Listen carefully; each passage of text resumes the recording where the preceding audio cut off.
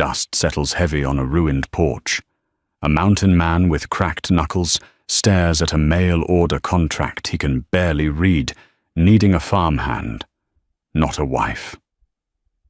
A train whistle screams in the distance, bringing a woman with a bruised cheek and a trunk full of nothing. She didn't come to fall in love. He didn't want a bride. They traded survival for vows. Neither expected the quiet war that would build an empire out of dirt and stubbornness. Emmett stood at the far edge of the wooden platform, keeping his back to the wind. The Wyoming dust carried the sharp scent of coal smoke and horse sweat. He scratched at his beard. It was a thick, unruly mass, smelling faintly of pine resin and the skinned rabbit he'd roasted 2 days ago. He didn't belong in town. He belonged up the ridge where the air was thin and a man only had to answer to the weather. Instead, he was here clutching a piece of paper that felt entirely too flimsy to dictate his life. The train hissed bleeding steam over the tracks, heavy iron ground against iron, an agonizing squeal that made Emmett's jaw clench. Passengers began to step down, a traveling salesman in a cheap wool suit, a family of 4 coughing into handkerchiefs, and then her. The agency letter had said her name was Nora. That was all he cared to remember. Emmett stepped forward, his heavy boots thudding against the planks. She wasn't much to look at. Not that he was looking for a prize heifer. She wore a drab grey dress that had been washed so many times the hem was fraying into grey threads. A faded bonnet hid most of her hair, but her face was exposed to the harsh, midday sun. She had a faded bruise high on her left cheekbone. The skin there was yellowing, blending into a spray of pale freckles. She stood beside a single leather trunk, her hands folded in front of her. Her knuckles were swollen. Red. Those were working hands. Good. Emmett stopped 2 feet away. He towered over her, a massive wall of deer hide and unwashed flannel. He didn't take his hat off. "You Nora?" She tilted her head up. Her eyes were a flat, stony brown. No fear. No relief. Just a hollow exhaustion. "I am. Are you Mr. Cole?" "Emmett!" He didn't offer a hand. He pointed a thick, calloused finger at the trunk. "That everything—" "Yes." Emmett bent down and hoisted the trunk onto his shoulder. It was pitifully light. It shifted against his collarbone, making a hollow thud. He turned on his heel and started toward the wagon without another word. He didn't look back to see if she was following. He heard the uneven scuff of her worn boots on the dirt behind him. The wagon was hitched to a sway-backed roan that looked as miserable as Emmett felt. He tossed the trunk into the bed. It landed with a dry clatter against a pile of rusted fence wire and half-empty burlap sacks of feed. "Climb up," he muttered. Nora stared at the high wooden bench. There was no step. She grabbed the iron handle, her knuckles turning white, and hauled herself up. Her skirt hitched up, revealing a scuffed leather lace-up boot. Emmett didn't offer to help. He swung himself up beside her, the wagon groaning under his weight, and slapped the reins against the roan's rump. The ride was silent. The plain stretched out around them, a bleached ocean of dead grass and dry sagebrush. The sun beat down, baking the silence into something hard and brittle. Emmett kept his eyes on the rutted road. He hated this. He hated the proximity. He could smell her lye soap and old sweat, a sharp, nervous scent. He hadn't wanted a wife. The agency had insisted. "A single man cannot manage a dairy contract, Mr. Cole. The bank requires a family unit to secure the loan." His uncle had left him the homestead, 50 head of dairy cows, and a mountain of debt. Emmett knew how to track an elk through a blizzard. He didn't know a damn thing about milking, churning, or mending fences, but he refused to lose the land to the bank. It was his, the only thing in this world with his name on it. So he bought a woman. "The letter said you had a functioning dairy," Nora said. Her voice was scratchy raw from the train's soot. I have cows, Emmett replied, his voice a low rumble. Functioning is a strong word. She turned her head to look at him. He felt her gaze mapping the sharp lines of his profile. The grime settled deep into the creases of his neck. What does that mean? Means my uncle died drunk in a ditch 6 months ago. Means I came down from the high country a month ago to find half the herd starving and the barn roof caved in. Emmett didn't look at her. He spat a stream of tobacco juice over the side of the wagon. You know how to milk, I know how to work. Good, because you ain't here to look pretty. The words were harsher than he intended. A defense mechanism. He waited for the tears. The women in the settlements always cried when men spoke rough to them. Nora didn't cry. She stared straight ahead at the dusty horizon.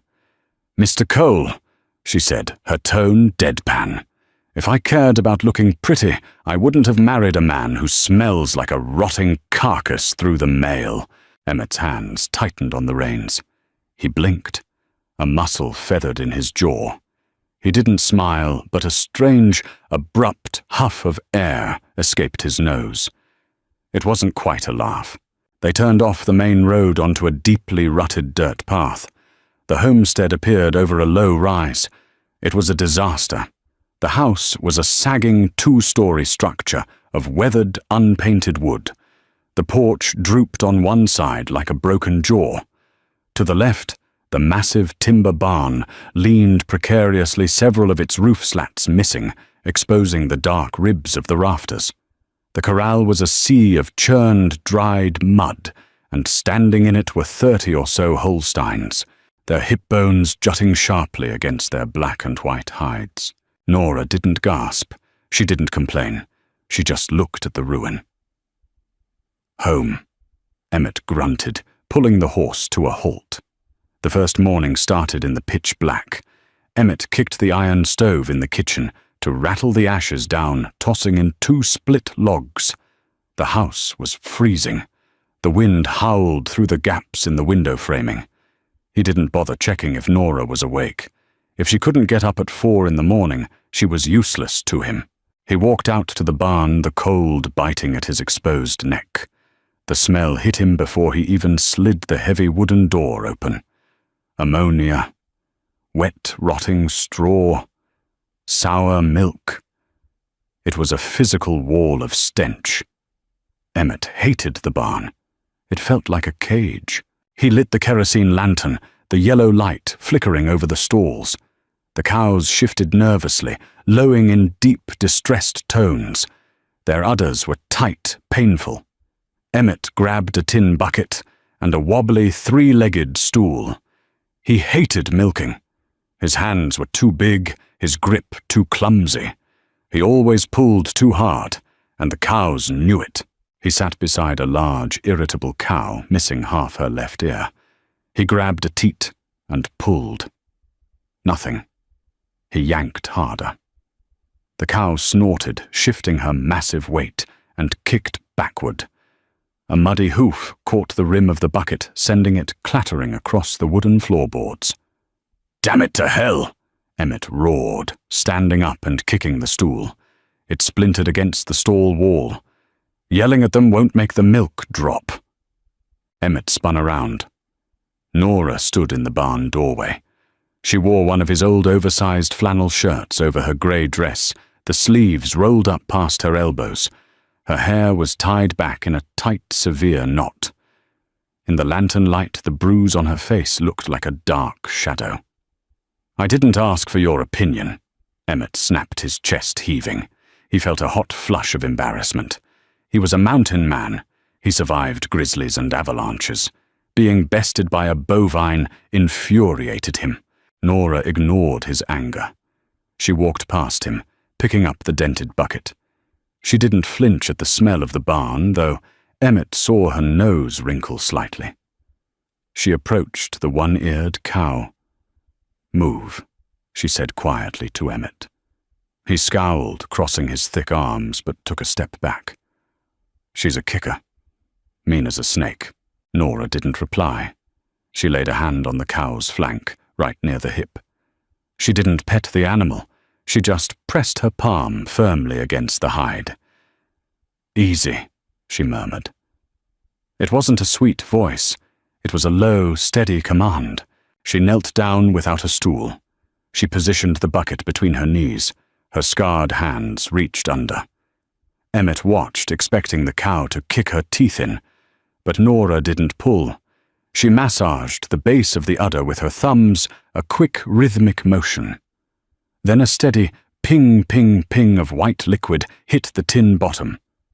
The cow let out a long breath and settled. Emmett stood there feeling entirely useless in his own barn. He hated the feeling. "There are 49 more," he muttered defensively. "Then you better grab another bucket," Nora said, not looking up. "And wash your hands first. They smell like gun oil and dirt. The cows can taste it in the milk." Emmett ground his teeth. He wanted to bark at her to remind her whose land this was. But she was right, and the milk was flowing. He turned on his heel and stomped toward the wash basin. For the next 3 hours they worked, in brutal silence. The only sounds were the rhythmic squirt of milk into tin, the heavy breathing of the animals, and the rustle of dirty straw. By the time the sun fully broke over the horizon, painting the frost-covered grass in pale gold, Emmett's back was screaming. His forearms burned. Nora looked worse. She was trembling slightly as she hauled the last bucket toward the large metal churns near the door. Sweat plastered stray hairs to her forehead. She looked fragile, like a strong gust of wind would snap her spine. Emmett walked over, intending to grab the heavy bucket from her. He reached out his massive hand, covering hers on the iron handle. She flinched, violently. She jerked her hand back as if he had burned her, dropping her side of the bucket. A gallon of warm, white milk sloshed over the rim, splattering over her boots and the dirt floor. Emmett froze. He looked at the spilled milk, then up at her face. Her eyes were wide, her breathing shallow. It wasn't the exhaustion. It was pure, unadulterated panic. He remembered the fading bruise on her cheek. Silence stretched between them, thick and suffocating. Emmett slowly pulled his hand back, resting it on his belt. He didn't apologize. He didn't ask who had hit her before she came here. He just stared at the spilled milk soaking into the mud. "I wasn't going to hit you," he said. His voice was gravel, barely above a whisper. Nora swallowed hard. The mask of indifference slid back into place, but it was brittle. "Milk spilled," she said flatly. "I'll fetch the mop." She turned and walked out of the barn. Emmett watched her go, a strange, uncomfortable tightness twisting in his gut. He realized then that he wasn't the only one trapped in this arrangement. 2 weeks bled into a grueling routine. Wake at 4. Milk. Shovel manure. Mend the rot. Sleep. Repeat. Emmett noticed the changes slowly. It started in the house. The thick layer of dust that had coated every surface since his uncle's death vanished. The windows were scrubbed clear, letting in the harsh, glaring sunlight. The smell of stale whiskey and old mice was replaced by the sharp scent of lye soap and occasionally baking bread. But it was the barn that galled him. Nora had taken over the dairy operation with a ruthless efficiency. She reorganized the stalls. She rationing the feed, mixing in molasses she'd found in the cellar to stretch the oats.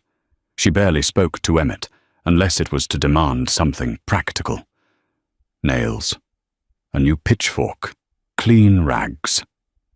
She was fixing his ruined homestead, and instead of gratitude, Emmett felt a rising, suffocating resentment. It came to a head on a Tuesday. The wind was howling a bitter precursor to the coming winter. Emmett had spent the morning up on the roof of the barn, replacing rotted shingles. He came down for the midday meal, his hands scraped and bleeding from the rusted nails. He walked into the kitchen.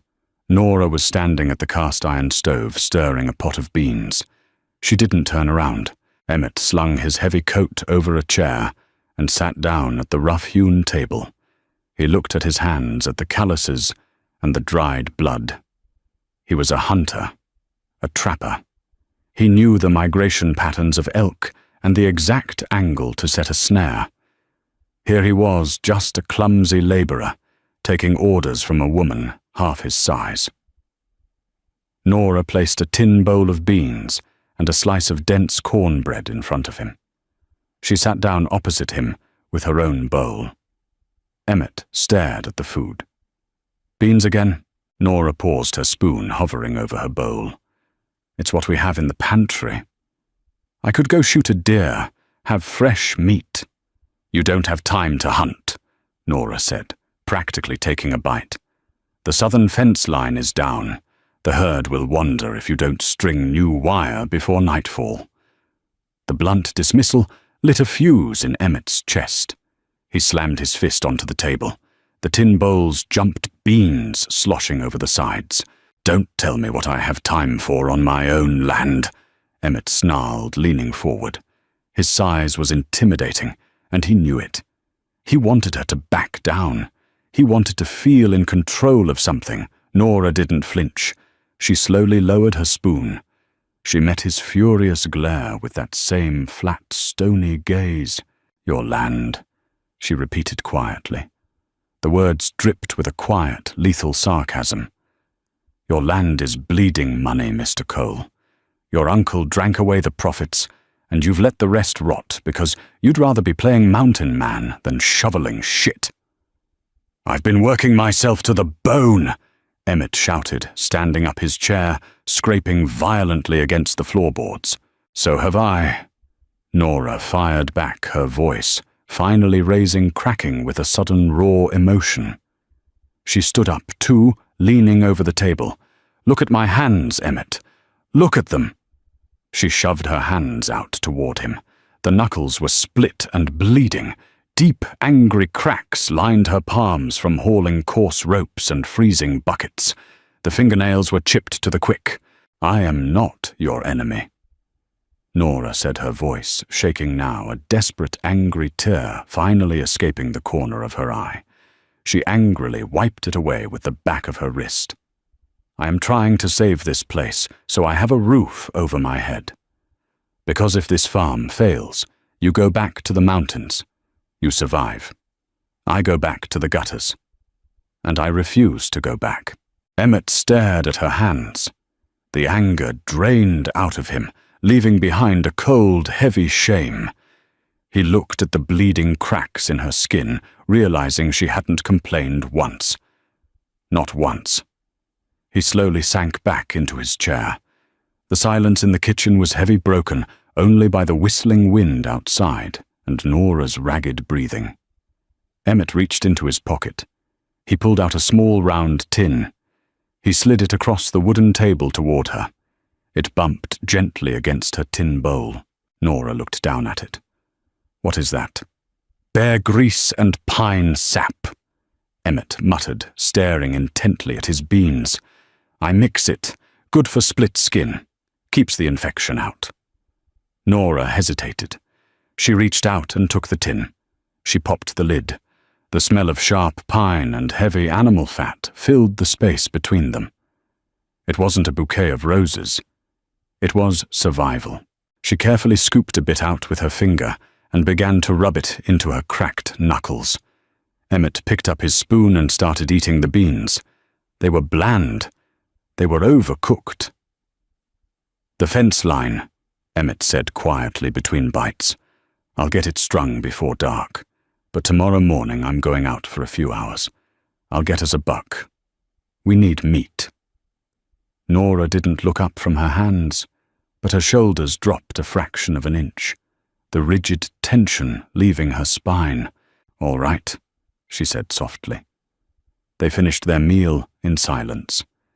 It wasn't a comfortable silence, but the hostility had bled out of it. They were just two exhausted people, reeking of sweat and smoke, sitting at a battered table, realizing that the war wasn't between them. The war was against the winter, the dirt, and the debt. And for the first time, Emmett thought they might actually win. Winter did not arrive with a gentle frost. It hit the Wyoming basin like a swinging hammer. By mid-November, the sky turned a bruised, permanent gray. The wind sweeping down from the Bighorn Mountains carried microscopic shards of ice that tore at exposed skin. The mud of the corral froze solid, turning the deep hoof prints into ankle-breaking iron traps. Every morning, Emmett woke to a skim of frost coating the inside of the bedroom window. Every breath he took in the dark house plumed in the freezing air. Survival became a microscopic focus. There was no grand vision for the farm anymore. There was only the next hour. Emmett dragged himself out of his cot at 3:30. His joints ached. His lower back, a knot of tight, angry muscle, protested every movement. He pulled on layers of stiff, unwashed wool and leather, his breath whistling through his nose. When he walked into the kitchen, the iron stove was already ticking. Heat radiated from its black belly. Nora was at the table. She wore his oversized coat, the sleeves rolled thick around her wrists. She was hacking at a frozen loaf of bread with a heavy butcher knife. She didn't look up as he entered. She just pushed a cracked ceramic mug across the rough wood. It was chicory, bitter, thick, and scalding hot. Emmett took it in his scarred hands, letting the heat seep into his calloused palms. He drank it black. It tasted like burnt dirt. It was the best thing he had ever had. Troughs frozen solid, Nora stated, her voice raspy. She shoved a jagged hunk of bread toward him. "You'll need the pickaxe before we milk." Emmett grunted in acknowledgement. Words cost energy. He chewed the bread. It was hard enough to crack a tooth, but it filled the hollow ache in his gut. The barn was a different kind of cold. The heat of 50 massive animals raised the temperature slightly, but it also trapped the moisture. Condensation dripped from the rafters, freezing into dirty icicles.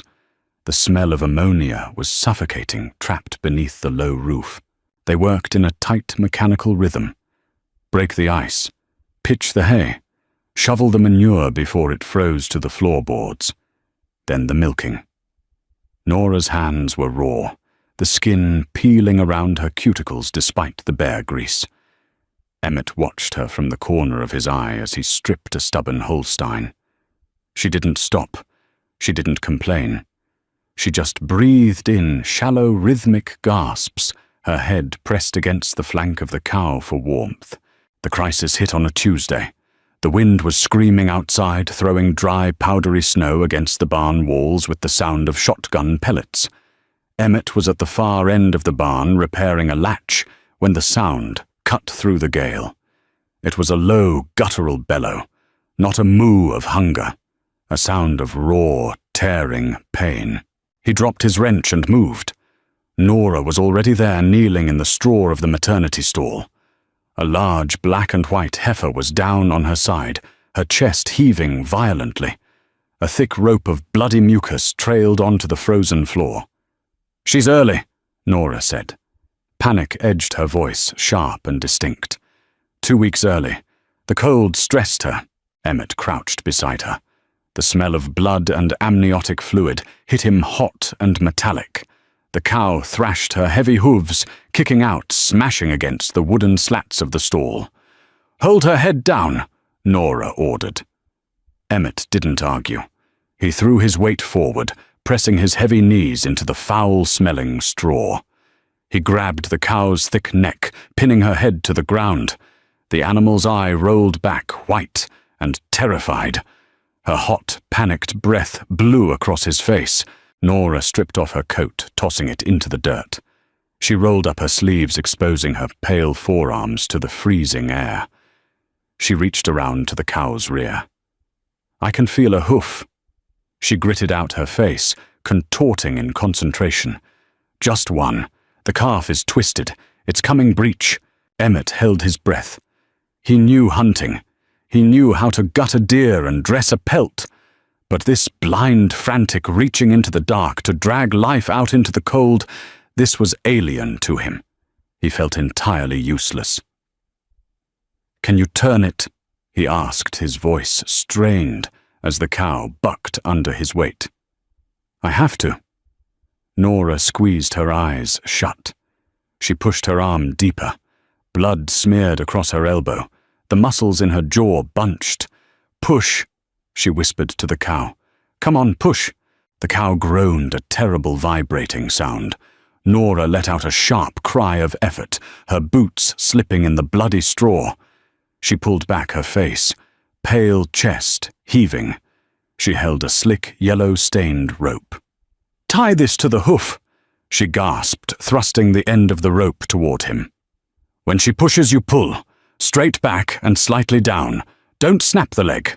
Emmett swapped positions with her. He grabbed the slick, wet rope. The cold air hit the fluid on his hands, immediately chilling his skin. He braced his boots against the bottom rung of the stall. "Now!" Nora yelled. Emmett leaned back and pulled. The rope bit into his palms. The cow screamed. He felt the sickening resistance of bone against bone, muscle fighting muscle. He stopped, terrified of ripping the calf apart. "Don't stop!" Nora screamed over the howling wind. "Pull, Emmett! Pull!" He dug his heels in. He closed his eyes and hauled with every ounce of strength in his thick shoulders. A wet, tearing sound echoed in the stall. The resistance vanished. Emmett tumbled backward into the dirt, the rope going slack. A heavy, wet mass slapped onto the straw. Emmett scrambled up. It was a calf. It was small, covered in a slick yellow membrane, and it wasn't moving. Nora threw herself forward. She didn't hesitate. She grabbed a handful of dirty straw and began scrubbing the calf's chest, rubbing it raw and hard. "Breathe," she ordered. She cleared its snout with her bare, blood-stained fingers. Nothing. Emmett watched his heart hammering against his ribs. The cold in the barn was absolute. The wet calf would freeze to death in minutes if it didn't breathe. Nora grabbed a bucket of freezing water, sitting near the trough. Before Emmett could ask, she threw the icy water directly over the calf's head. The shock was violent. The calf spasmed. Its ribcage jerked upwards. A wet, coughing gasp tore from its throat. It shook its heavy head, sneezing fluid onto the straw. Nora dropped the bucket. She fell back onto her heels, her chest heaving, her hands coated in blood and muck. She stared at the breathing calf, then slowly looked up at Emmett. Her hair had fallen out of its severe knot. It hung in dark, sweat-dampened strings across her face. She looked exhausted. She looked wild. Emmett stared back. He didn't see the bruised, quiet woman from the train platform anymore. He saw iron. He saw a survivor who had reached into the dark and dragged life back by the throat. He took a step forward. He reached out his massive hand, hovering in the air. This time she didn't flinch. He carefully wiped a smudge of blood off her cheek with the pad of his thumb. "Get your coat on," he said softly, his voice rough. "You're freezing." Nora nodded once, slowly. She reached for the coat, her hands shaking so badly she couldn't find the sleeve. Emmett stepped behind her. He picked up the heavy wool garment and guided her arms into it, pulling the collar tight around her neck. They stood there in the freezing, bloody stall, the wind screaming outside, bound together by the sudden, messy miracle of breath. The quiet didn't last. In the wild weakness is a beacon. The scent of blood and afterbirth from the difficult carving carried on the wind. It drifted across the frozen plains, cutting through the sagebrush, drawing the attention of ghosts. It was 3 nights later. The storm had broken, leaving behind a sky of brittle, violently clear stars. The temperature had plummeted to 20 below zero. The snow was packed hard, reflecting the moonlight with a blinding blue intensity. Emmett jerked awake. It wasn't a sound that roused him. It was the absence of sound. The low, constant rustle of the herd in the barn, The occasional shift of hooves, it had vanished. A dead, terrified silence had fallen over the homestead. He didn't bother lighting a lamp. He kicked off his wool blankets and swung his legs out of bed. The floorboards were like ice under his bare feet. He grabbed his trousers, his heavy boots, and the Winchester rifle leaning against the corner of the bedroom. He shoved 5 heavy brass cartridges into the loading gate. The metallic clack-clack sounded obscenely loud in the silent house. He stepped into the kitchen. Nora was standing by the window. She was entirely still, her breath frosting the glass. She held his old double-barrel shotgun. "How many?" Emmett whispered. "I saw shadows moving past the tree line." She replied, her voice steady but tight. "Big. Moving low. Wolves." Emmett swore under his breath. Timber wolves, driven down from the high country by the brutal winter. They were starving, desperate, and fearless. "Stay here. Keep the door barred," Emmett ordered.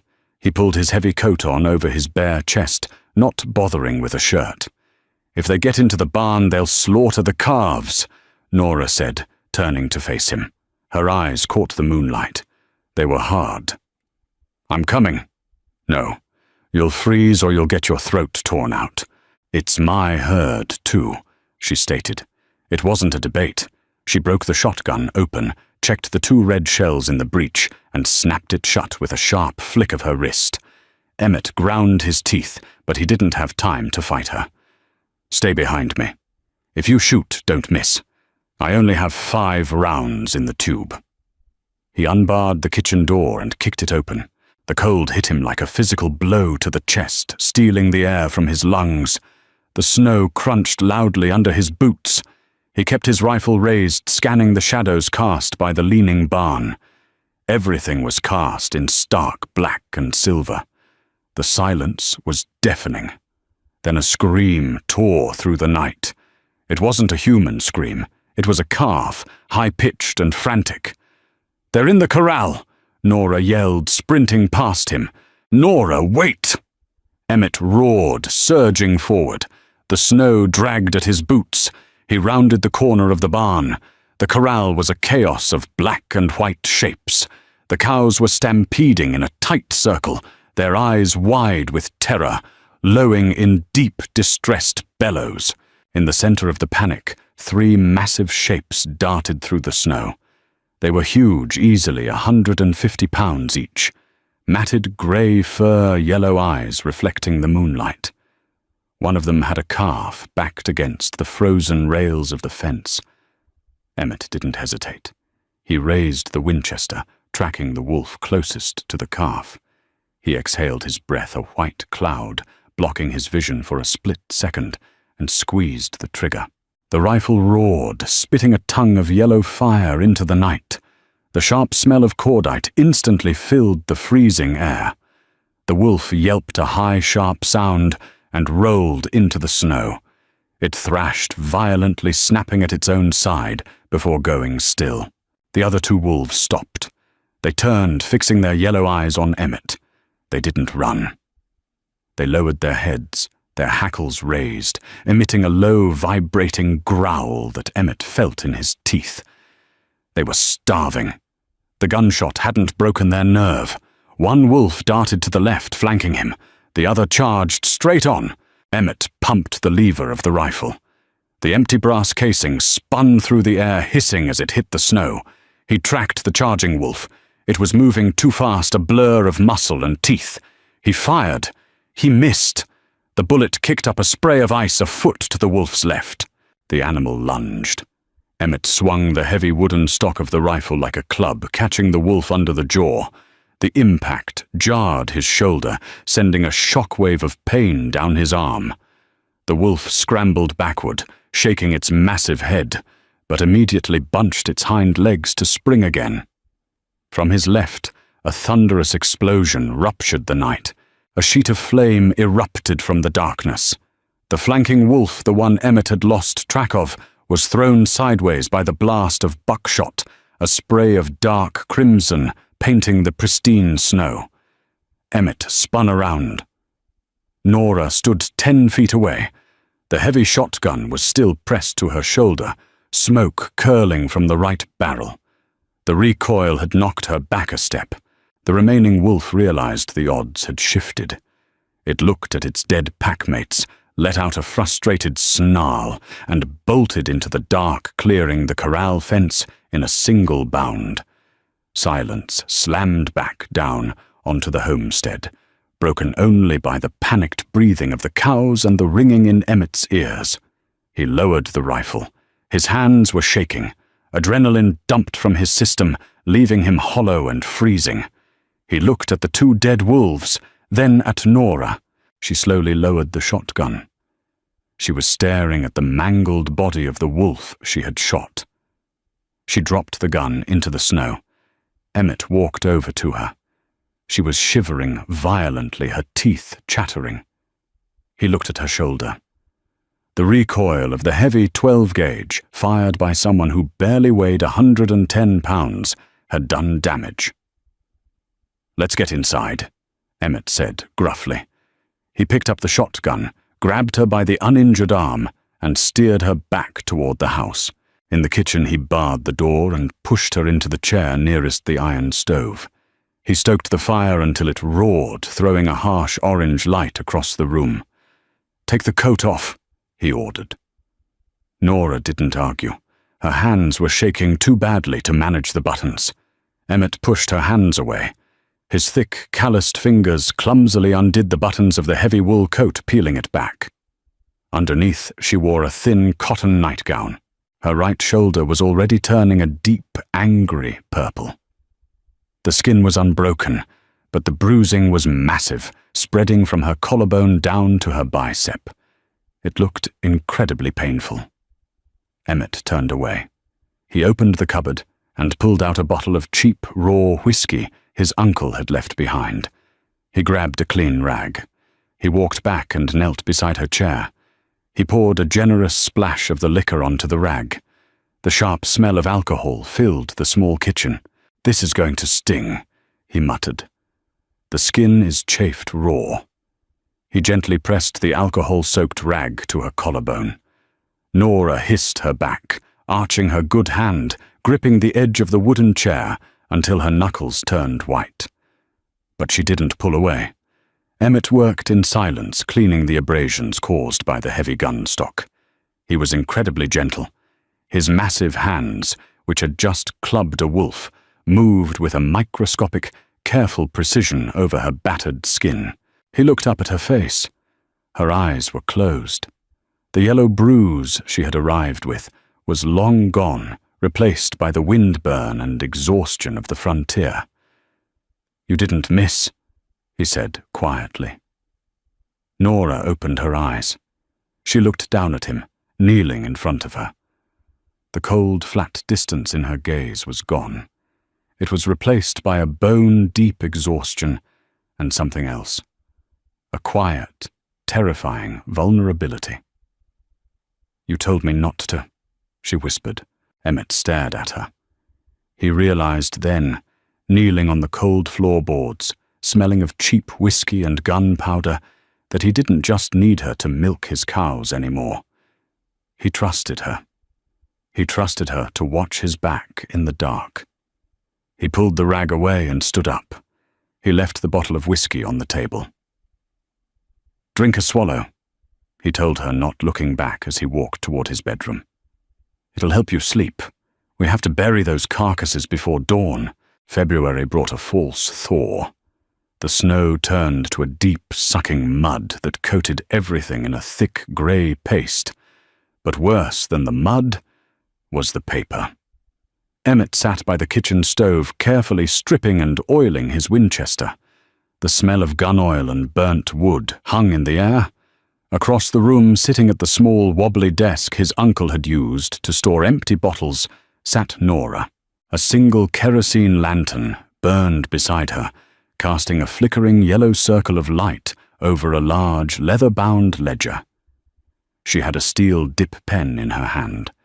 The only sound in the room was the rhythmic, scratchy scritch-scritch of the nib against the thick paper.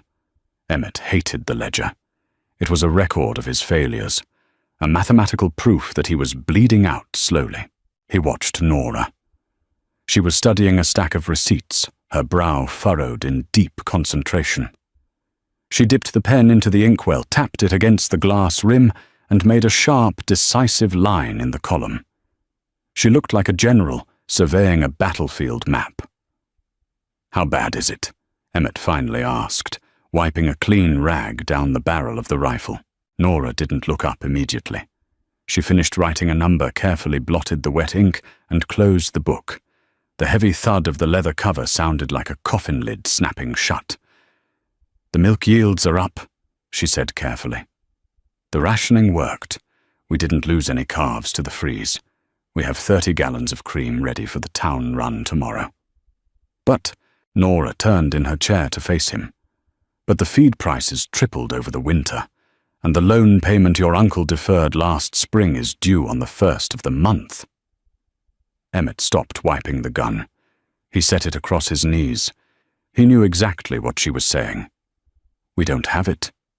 We have half of it." Nora met his gaze flatly. "If we sell 2 of the yearling steers, we might make up the difference, but it guts our beef supply for the fall." Before Emmett could reply, a heavy thud sounded from the front porch, the sound of boots scraping against the mud scraper. Emmett stood up, instantly grabbing the rifle. He didn't chamber a round, but he held it loosely at his side. He opened the front door. A man stood on the porch. He was thoroughly out of place. He wore a heavy wool overcoat, but underneath Emmett could see the sharp collar of a starched white shirt and a silk tie. His boots were expensive leather, currently ruined by the yard mud. He held a leather satchel clutched tight to his chest. "Mr. Cole," the man said. His voice was nasal, dripping with a practiced, polite condescension. "Mr. Albright." Emmett replied, his voice a low rumble. He didn't step aside. He filled the doorway. Albright peered past Emmett into the dim house. He smelled of bay rum and expensive cigars. "I imagine you know why I'm here. The bank sent me out. The roads are terrible, but Mr. Hastings insists on personal collections for high-risk accounts." "The payment isn't due until the 1st, Emmett said, his grip tightening on the rifle stock. "Indeed. But given the state of the property when I last drove by, the bank wishes to ascertain if the asset is still viable, or if we should begin drawing up foreclosure papers now to save time." Albright smiled. It was a thin, bloodless expression. Emmett felt a hot rush of anger spike in his chest. He wanted to grab the little man by his expensive collar and throw him into the mud trough. He took a half-step forward, his jaw clenched tight. "Mr. Albright," the voice came from behind Emmett. It was calm, cold, like lake ice. Emmett stepped back as Nora moved into the doorway. She wasn't wearing her worn grey dress. She wore a clean, starched blouse and a dark skirt. Her hair was pulled back perfectly, not a strand out of place. She looked completely different from the woman covered in blood and afterbirth in the barn. She looked formidable. Albright blinked, taken aback. "And you are?" "I am Mrs. Cole," Nora said smoothly, "and I handle the accounts for this dairy. Won't you step inside out of the damp?" She didn't wait for his answer. She turned and walked back to the desk. Albright hesitated, looked nervously at the rifle in Emmett's hand, and then stepped into the kitchen. Nora sat down at the desk. She didn't offer Albright a chair. She simply opened the heavy ledger. "You mentioned assessing the viability of the asset," Nora said, not looking at him, her finger tracing down a column of neat black ink. "Let me save you the trouble." She spun the heavy book around and pushed it to the edge of the desk. Albright stepped forward, adjusting his wire-rimmed spectacles. He peered at the numbers, his brow furrowed. These yield numbers. They can't be correct. You have a herd of 50. You're showing output for 70. I optimized the feed ratio with molasses, and sorted the herd by lactation cycles to maximize parlor time, Nora stated flatly. Our output has increased 20% since November, despite the freeze. Albright looked up, staring at her in shock, and the calf survival rate, 100%, including a premature breech birth. Nora leaned back in her chair. She folded her scarred, calloused hands in her lap. They were the only unrefined thing about her in that moment. Furthermore, we have secured a standing order with the new railway camp 10 miles east for salted butter. That contract alone covers the interest on the principal. Emmett stood silently by the stove. He felt a profound sense of shock. He knew she had been busy, but he hadn't known she rode out to the railway camp. He hadn't known she was building a business while he was fixing fences. Albright stood there, holding his leather satchel, looking entirely foolish. He closed the ledger and pushed it back across the desk. I see. Albright cleared his throat, trying to regain his professional superiority. Well, it appears the numbers are satisfactory, for now. But the payment of the principal is still expected on the 1st, Mrs. Cole. And it will be delivered, in full, by bank draft, Nora said, standing up. The conversation was over. Good day, Mr. Albright. Mind the mud on your way to the buggy. Albright opened his mouth to speak, thought better of it, and turned sharply. He walked out the door, his expensive boots squelching loudly in the muck. Emmett shut the door behind him. He threw the heavy iron bolt. He turned to look at Nora. She was standing by the desk. The formidable facade had dropped the second the door closed. Her shoulders slumped. She let out a long, shaky breath, reaching up to rub her temples. Emmett walked over to the table. He set the rifle down. He looked at the ledger, then at her. You didn't tell me about the railway contract, he said softly. I wasn't sure I had secured it until yesterday, Nora replied, avoiding his gaze. She began to stack the receipts. I traded them a sample wheel of butter. They liked it. It's enough to cover the shortfall on the loan. Emmett reached out. He placed his large, heavy hand over hers, stopping her nervous sorting of the papers. Nora froze. She looked down at his hand, covering hers, then slowly looked up into his eyes. I bought you, Emmett said, his voice a rough, broken whisper. The words felt ugly in his mouth. I sent a paper, and I bought you to clean my house and milk my cows. Nora's jaw tightened. I know. I was a fool. Emmett didn't move his hand. The warmth of her skin bled through the scars on his knuckles. I didn't buy a farmhand. I married a partner. He saw the subtle shift in her expression. The tight, defensive wall she carried around her heart cracked just a fraction. A faint flush of color rose in her pale cheeks. She didn't pull her hand away. Instead, she turned her palm up her rough fingers, briefly curling against his. It was a tiny movement, microscopic.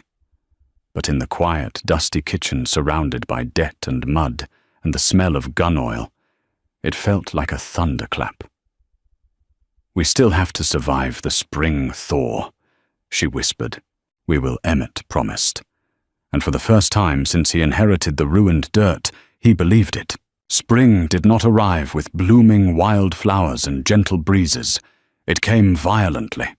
The thaw broke the high country ice with the sound of distant artillery fire, sending millions of gallons of frigid black water rushing down the mountain cuts. The frozen earth of the Homestead turned into a treacherous, knee-deep bog. Mud became the new enemy. It sucked at boots, stalled the wagon wheels, and coated the cattle in a thick grey armor.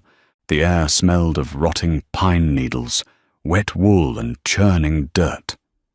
Emmett was knee-deep in the lower pasture slough.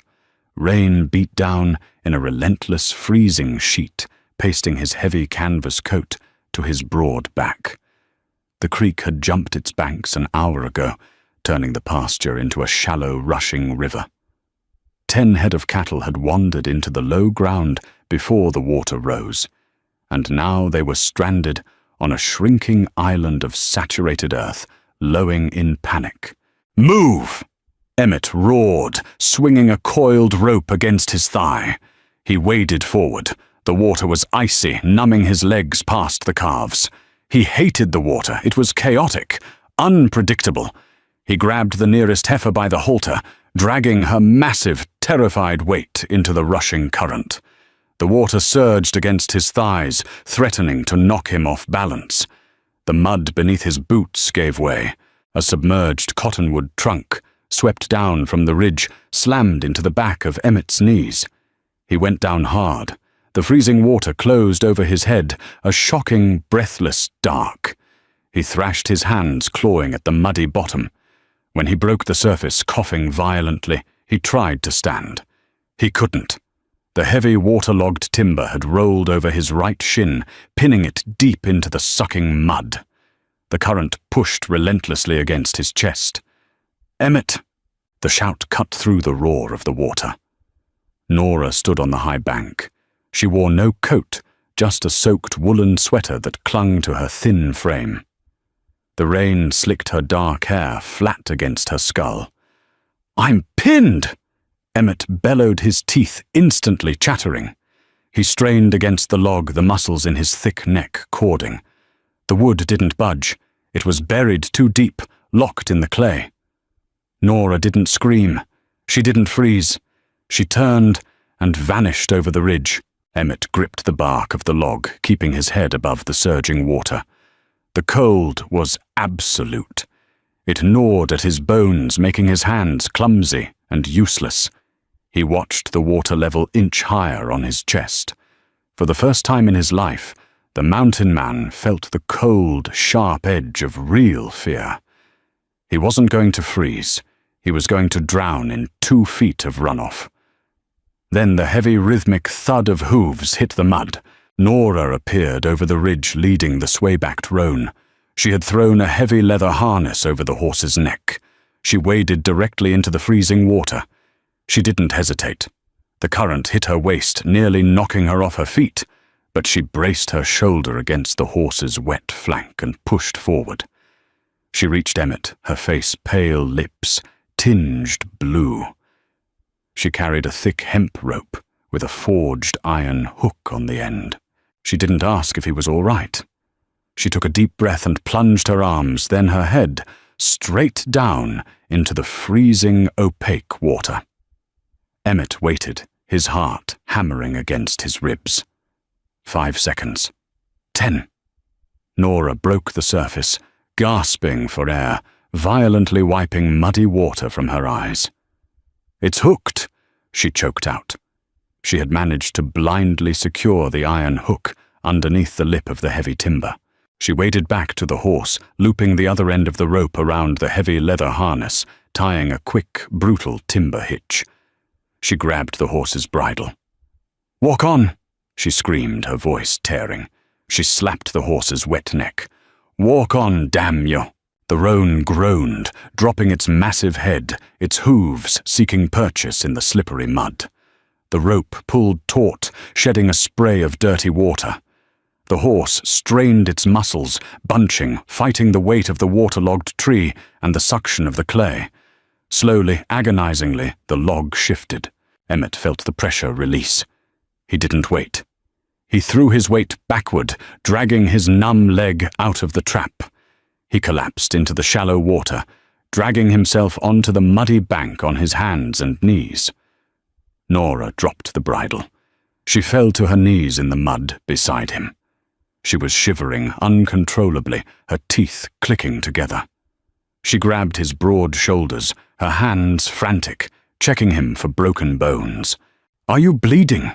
she demanded, her voice shaking with adrenaline and cold. "Is it broken?" Emmett sat up slowly. His shin throbbed with a dull, heavy ache, but it bore weight. He looked at Nora. She was covered in mud. Her knuckles were bleeding again. She looked completely ruined. He reached out and grabbed her forearms. He pulled her against his chest, wrapping his massive soaked arms around her. He buried his face in her wet neck. He smelled the river mud, the rain, and the fierce, undeniable heat of her skin. Nora stiffened for a fraction of a second. Then her arms crept up his back. Her fingers dug fiercely into the wet canvas of his coat.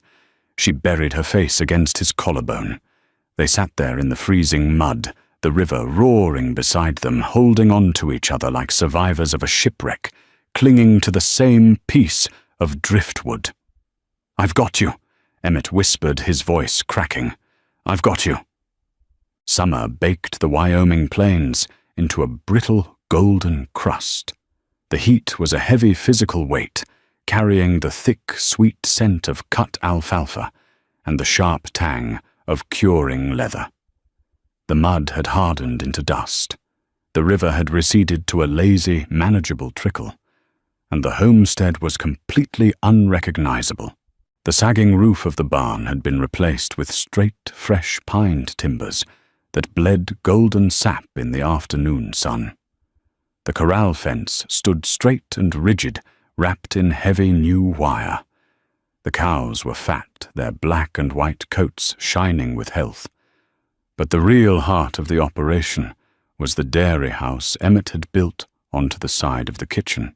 Inside, the air was cool and smelled of damp stone and rich, heavy cream. Nora stood over a massive, barrel-sized wooden churn. Her sleeves were rolled up. Her skin had lost its pale, bruised fragility. Her forearms were lean and corded with tight muscle. Her face was tanned, the spray of freckles across her nose standing out starkly against her brown skin. She plunged the heavy wooden dasher down in a steady, hypnotic rhythm. Thump slap. Thump slap. Emmett leaned against the doorframe, watching her. He held a tin cup of water, but he wasn't drinking. He was just looking. The bank draft had been sent 2 months ago. The debt was gone. His uncle's ghost had been finally permanently excised from the property. They owned the dirt outright. They had money in a lockbox under the floorboards. The desperate panic that had defined their first 6 months together had evaporated.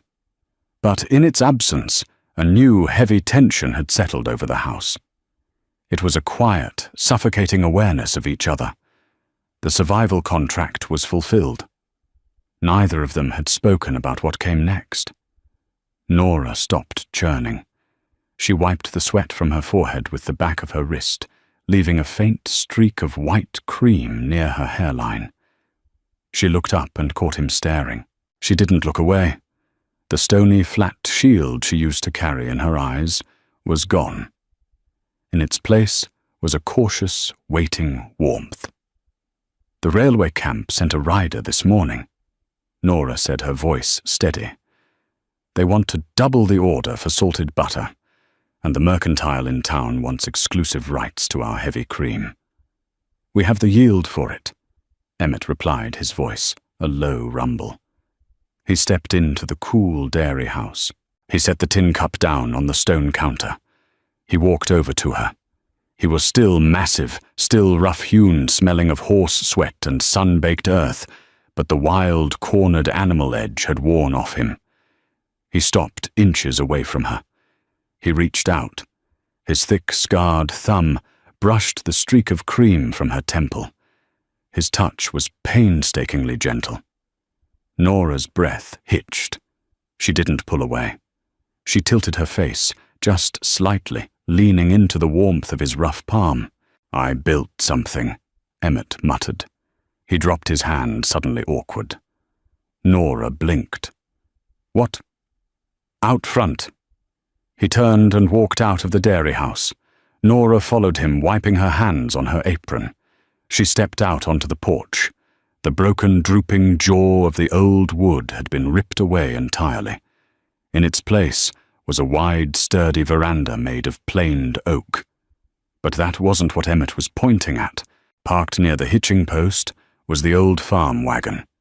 It had been scrubbed clean and bolted to the side right beneath the high wooden bench where she had struggled to climb on her very first day was a wide iron-wrought step.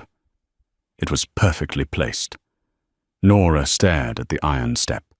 The afternoon sun baked the dirt yard into a silent, shimmering haze. It was a piece of metal. But to Nora it was a profound, staggering declaration.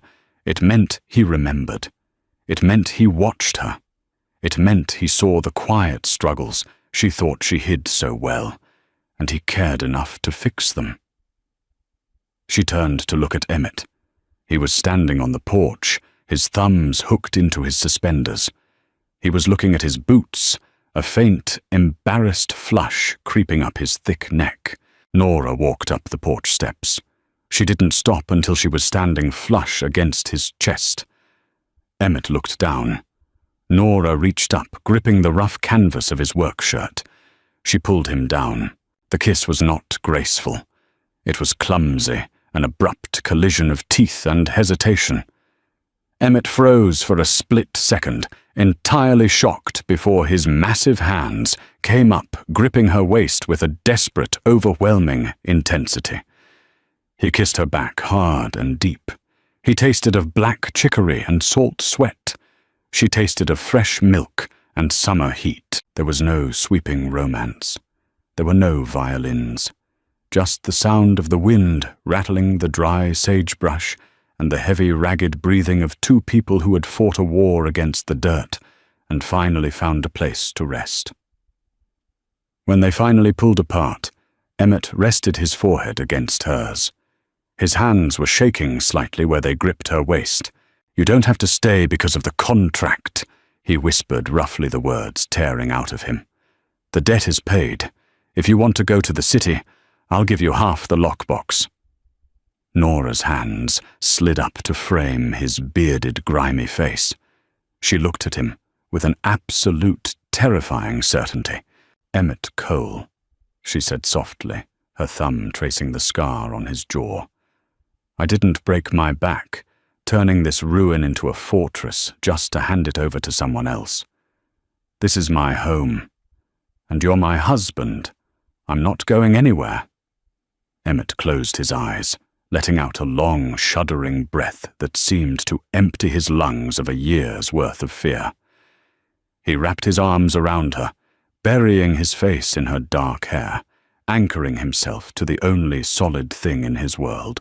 October stripped the suffocating heat from the basin, leaving behind the sharp bite of wood smoke and curing tobacco. The homestead didn't sag anymore. The barn stood plumb straight, a thick coat of linseed oil protecting the new pine. The corral held 70 head of fat, glossy Holsteins, their heavy breathing creating low clouds of steam in the morning frost. They rode into town on a Tuesday. The wagon didn't rattle. The axles were greased, the wheels bound in fresh iron. Emmett wore a stiff wool suit that chafed his thick neck. He felt like a trapped bear stuffed into a flour sack, but he bore it. Nora sat beside him, wrapped in a heavy charcoal shawl. The bruised, hollowed-out girl from the train platform was long gone. In her place sat a woman with sun-baked skin and eyes that commanded the dirt she walked on. They didn't stop at the mercantile. They walked straight into the bank. The air inside smelled faintly of floor wax and stale cigars.